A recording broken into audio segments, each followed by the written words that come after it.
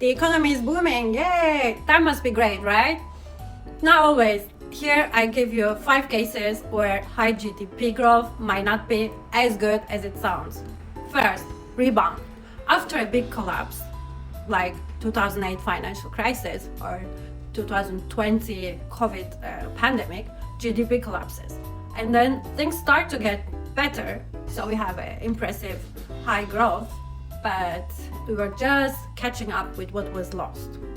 And also in some cases, losses are even permanent. You see the gap here, the dashed blue line? It shows that the US GDP never recovered to its pre-2008 growth path.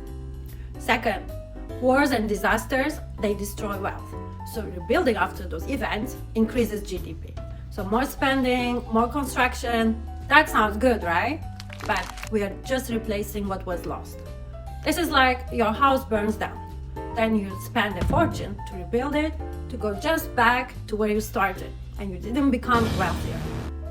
Third, developing countries tend to grow faster.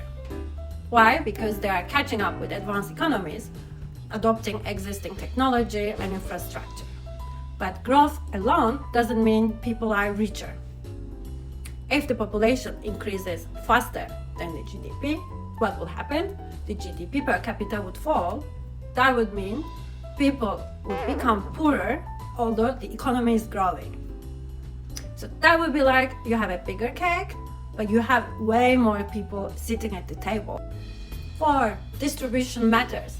An economy can expand, but not everybody would benefit from it in the same way. So if a big part of that new GDP goes to the wealthiest, what would happen? The poor would remain poor and inequality would increase.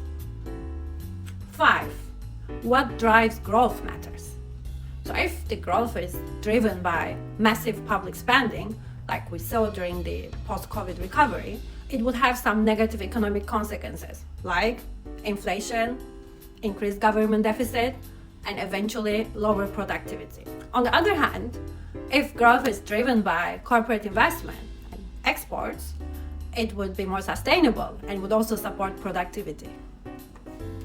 So don't be impressed by high growth numbers. Now you know that they might not tell the whole story.